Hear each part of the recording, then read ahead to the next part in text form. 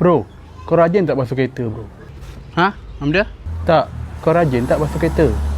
Memang tak lah. Kereta tu kereta bini aku. Mana pandai dia basuh. Lu rajin tak? Malas aku. Malas. Sebab tu kau kena ada mop ni. Mop ni boleh buat cuci kereta dengan mudah. Yang ni bukan mop cuci lantai biasa tu Mop ni khas untuk cuci kereta korang. Sebab apa? Permukaan dia lembut. Lepas tu panjang dia ni boleh adjust. Kau jangan pusing di sini. Lepas tu pendek galah dia. Bila dia boleh panjang ni, maknanya kau boleh capai dekat kereta-kereta yang tinggi tu. And then kepala dia ni pun boleh cabut. Pusing macam ni, lipat and masuk tangan kau kat sini. So boleh cuci pakai tangan. Kain dia ni pun kau boleh buka. Kau je tarik tali ni. Lepas tu kau longgarkan dia. And then kau buka lah kain ni.